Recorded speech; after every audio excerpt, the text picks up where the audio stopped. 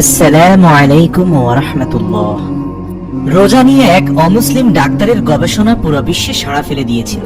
আজকের ভিডিওতে আলোচনা করব সেই ডাক্তার তার গবেষণায় কি ফলাফল পেয়েছিলেন যে তিনি খুব আশ্চর্য হয়ে গিয়েছিলেন। প্রিয় দর্শক, যখন কোনো মানুষ 12 থেকে 14 ঘন্টা কন্টিনিউয়াসলি ক্ষুধার্ত অবস্থায় থাকে, তখন আমাদের শরীরের অভ্যন্তরে সৃষ্টি হওয়া বিভিন্ন জীবাণু ধ্বংস হতে থাকে।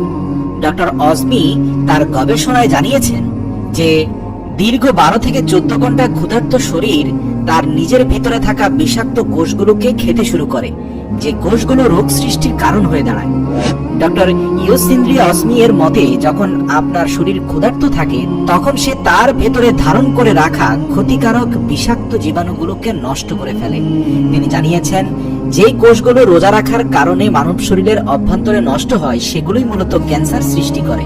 ডক্টর অজমি বলেন, শরীরের এই সকল দুর্বল সেলগুলো মূলত আমাদের হজম প্রক্রিয়াকেও ক্ষতিগ্রস্ত করে আর পুরো শরীরের রোগ প্রতিরোধ ক্ষমতাকে বাধাগ্রস্ত করে।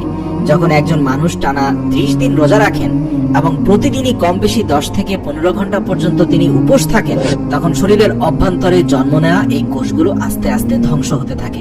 সাংবাদিকরা ডক্টর অজমিকে জিজ্ঞেস করেছিলেন কতদিন পর্যন্ত ক্ষুধার্ত থাকা প্রয়োজন পুরো শরীরের সবগুলো বিষাক্ত কোষকে ধ্বংস করার জন্য।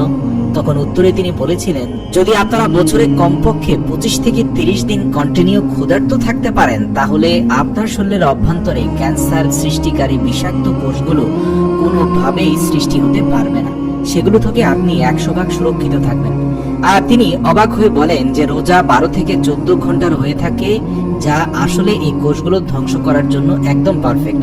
কেননা রোজার মধ্যে মানুষ কোনো কিছু পানও করে না আর কোনো কিছু খায়ও না।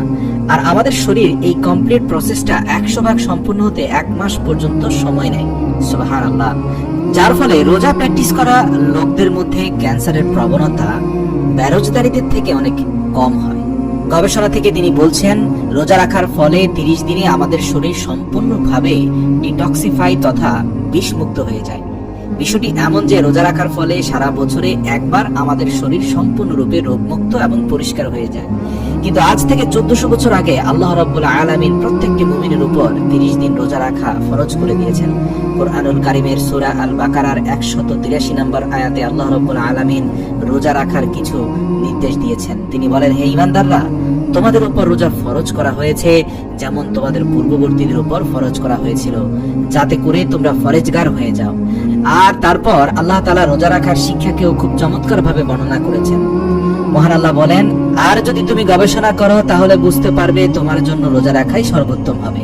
হে আমাদের রব, হে আমাদের পরওয়ারদিগার, আজ আমরা জানতে পারলাম মুমিনদের উপর রোজা ফরজ করার উদ্দেশ্য কত ব্যাপক এবং কত বিস্তৃত। সুবহানাল্লাহ। রোজা যেমন আত্মাকে পরিশুদ্ধ করে, একইভাবে রোজা আমাদের পুরো বছরের বিষাক্ত জীবাণুকে ধ্বংস করে শরীরকে ডিটক্সিফাই করে। যেমনটি আল্লাহ রাসূল সাল্লাল্লাহু আলাইহি সাল্লাম বলেছেন, প্রত্যেকটি জিনিসের যাকাত হয়ে থাকে। যাকাত হচ্ছে সম্পদের শুদ্ধিকরণ। একইভাবে শরীরের শুদ্ধিকরণ বা শরীরের যাকাত হচ্ছে রোজা। সুবহানাল্লাহ।